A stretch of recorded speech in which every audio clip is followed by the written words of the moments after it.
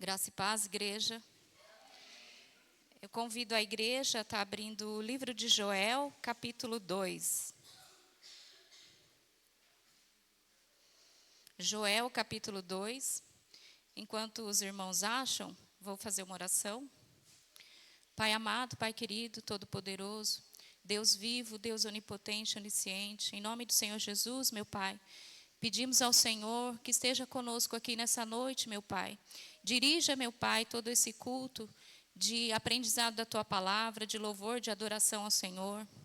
Que cada palavra ministrada aqui, meu Pai, venha de encontro ao nosso coração, à nossa alma, ao nosso espírito, à nossa mente. Tudo, meu Pai, que o Senhor quer nos falar. Fala conosco, meu Deus, nessa noite. Entra em nossa mente, em nosso coração, assim como só o Teu Santo Espírito pode fazer, porque é o Senhor quem nos convence do pecado, do juízo, da justiça. É o Senhor quem nos convence da salvação em Jesus Cristo. Então eu te entrego, meu Pai, esse culto, entrego nas Tuas mãos hoje e agradeço, meu Deus, por estarmos aqui hoje, por essa oportunidade, porque mais um dia o Senhor tem nos conduzido para aprender, para andarmos na retidão do Senhor, para estarmos nos santificando, para estarmos buscando em Ti a nossa salvação eterna. Muito obrigada, Senhor Jesus, por esse momento. Amém. Joel 2. Tocai a trombeta em Sião, e tocai o alarme no meu santo monte. Tremam todos os habitantes da terra, porque o dia do Senhor vem e está próximo. Um dia de trevas e de escuridão, um dia de nuvens densas e trevas, como a manhã espalhada sobre montes. Um povo grande e forte, como nunca antes se viu, nem jamais se verá depois desses, mesmo nos anos de muitas gerações. Um fogo consome diante deles, e atrás deles uma chama queima. A terra é como o jardim do Éden diante deles, mas atrás deles um desolado deserto. Sim, nada lhes escapará. A sua aparência é como de aparência de cavalos, e como cavaleiros assim correm. Como o barulho de carruagem sobre os cumes dos montes irão saltar. Como o ruído da chama de fogo que devora o restolho, como um povo poderoso em posição de combate. Diante da face deles, o povo sentirá muita dor. Todos os rostos se tornarão enrijecidos. Eles correrão como homens poderosos, subirão os muros como homens de guerra, e marchará cada um ao seu caminho, e não se desviará das suas fileiras. Ninguém empurrará o outro, andará cada um pelo seu caminho. E quando caírem sobre a espada, não serão feridos. Irão pela cidade, correrão pelos muros, subirão nas casas, entrarão pelas janelas como um ladrão. A terra tremerá diante deles, os céus se abalarão, o sol e a lua se escurecerão, e as estrelas retirarão seu brilho, e o Senhor levantará a sua voz diante do seu exército, porque o seu campo é muitíssimo grande, pois ele é forte e executa a sua palavra. Porque o dia do Senhor é grande e muito terrível, e quem o poderá suportar? Versículo 12. Portanto, agora diz o Senhor, convertei-vos a mim de todo o vosso coração, e com jejum, e com choro, e com pranto, e rasgai o vosso coração, e não as vossas vestes, e convertei-vos ao Senhor, vosso Deus, pois ele é gracioso e misericordioso, tardio em irar-se, e grande em benignidade, e se arrepende do mal.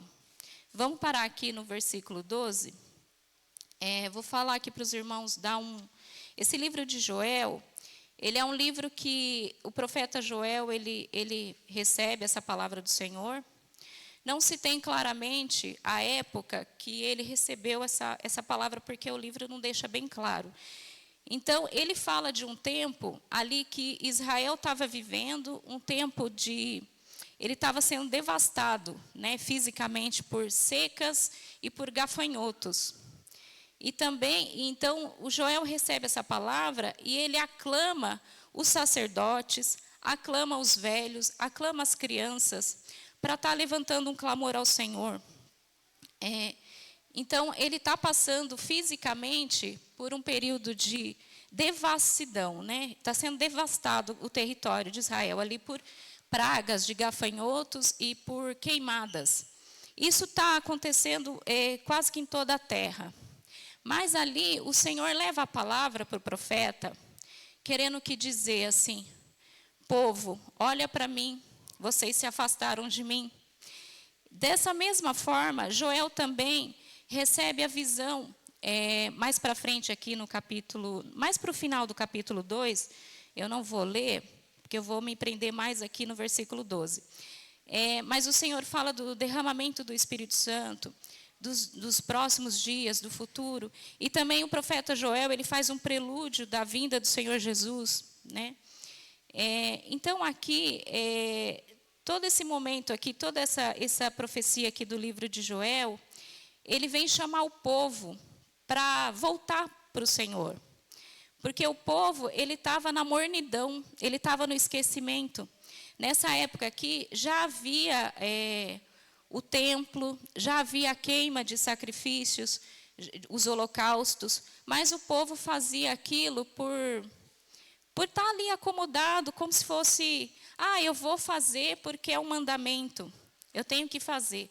Mas o coração do povo estava longe, né? Então, o Senhor chamou o povo. Eu vou repetir aqui o versículo 12, né? O Senhor fala assim: portanto, agora diz o Senhor: convertei-vos a mim de todo o vosso coração, e com jejum, e com choro, e com pranto, e rasgai o vosso coração, e não as vossas vestes. Porque era-se o costume, né, a gente vê pela Bíblia, que era o costume do povo, numa situação difícil, de desonra, ou de dificuldade, de luta, o povo rasgava a sua veste, demonstrando ali a sua tristeza, demonstrando o choro. Mas muitas vezes ali, nesse momento aqui, o povo rasgava as vestes só para dizer: é uma situação difícil, puxa, a gente está passando aqui um momento, olha só, a praga de gafanhotos devastando toda a terra, nós não temos mais comida, não tinha nem sacrifícios mais para fazer no templo, porque o povo estava numa pobreza, o povo estava vivendo dificuldades ali, não tinha nem o que comer direito, nem mesmo o que sacrificar. Então, o povo ia lá e fazia aquelas oferendas, as ofertas, porque eram religiosos. Mas o seu coração estava longe do Senhor. Então, é isso que o Senhor conclama ao povo aqui: se volta para mim, ao invés de rasgar suas vestes, rasga o seu coração para mim. Ao invés de vir aqui e fazer um sacrifício de animal, sacrifica a sua vida para mim.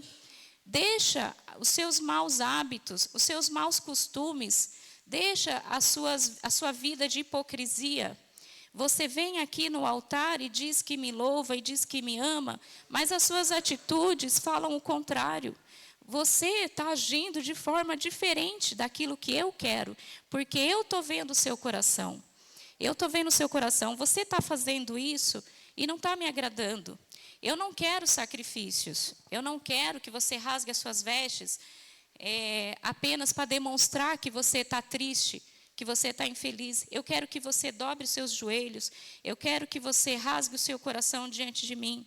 Então, aqui nesse momento, o Senhor estava chamando, pedindo para que eles viessem e proclamassem diante do Senhor um jejum, abrisse o coração, derramasse o seu coração perante o Senhor, rasgasse o coração, colocasse para fora aquilo que estava angustiando o povo, que reconhecesse que o Senhor é o Deus da vida deles, porque o povo estava muito na hipocrisia, dizia que servia ao Senhor, mas buscava em outros deuses, deuses pagãos, ou estava longe, não tinha um coração sincero. Irmãos, eu vou ler aqui para os irmãos uma reflexão que eu fiz também. Em toda a Bíblia, nós vimos um Deus que ele tem mais prazer em perdoar do que em punir. Sempre a punição do Senhor é a última instância. É como hoje nós vemos, se a gente vai entrar com um processo aí na justiça, tem a primeira instância, a segunda instância, a terceira, até chegar no Supremo. o Senhor, a punição do Senhor para as nossas vidas é a última instância. O Senhor sempre nos dá a oportunidade. Então, o Senhor, Ele nos chama para o arrependimento, para nos arrependermos com lágrimas, com um coração sincero diante dEle. O Senhor nos chama a rasgar o nosso coração. Rasgar o nosso coração significa não esconder nada. Nós podemos esconder do nosso cônjuge, do nosso irmão, do nosso amigo, dos nossos filhos, mas do Senhor nós não escondemos nada, porque Ele conhece o nosso coração. Mas, mesmo Ele conhecendo o nosso coração, Ele quer ouvir de nós. Senhor, eu estou errado, eu errei, eu estou errada, eu tenho essa falha, eu tenho esse erro. Ou, Senhor, eu não sei aonde eu estou errando, eu preciso da Tua ajuda, preciso que o Senhor venha ministrar na minha vida. Mas, para isso, o Senhor quer um coração sincero diante dEle, um coração disposto a obedecer, um coração que se derrama diante dEle, não apenas num ato simbólico. Eu vou à igreja, eu faço a oração, eu vou religiosamente à igreja, vou toda semana, por que está acontecendo isso? Mas será que não estamos vivendo de fachada? Será que não estamos sendo religiosos? E não é isso que o Senhor quer. O Senhor quer adoradores em espírito e em verdade, aquele que busca o Senhor de todo o coração. Então, o Evangelho, toda a Bíblia vem nos ensinar que vai ter o dia do juízo, mas nós estamos no período da graça, no período que o Senhor ainda nos ouve. O Espírito Santo ainda está aqui para nos ouvir. E o Senhor nos lembra que a salvação está aberta a todos que clamam, todos que se colocarem diante do Senhor, de coração aberto, dispostos, o Senhor dará a salvação. Mas é para aqueles que invocam o Teu nome. Né? Muitos, pelo fato de participarem de uma igreja, de um ajuntamento, apenas religiosamente, pensam que já estão salvos. Porque cumprem uma tradição, ou porque são pessoas boas, têm uma boa moral, são pessoas boas, mas são religiosas. Então o Senhor diz que a salvação não é automática. A salvação é para quem invoca, para quem busca, para quem deseja, para quem Ele vê que o coração é sincero. Coloquei aqui uma frase do Charles Spurgeon, que ele diz que nós podemos ser o maior pecador da cidade, do bairro, da onde estivermos, mas se nós invocarmos o nome do Senhor, nós seremos salvos. Né?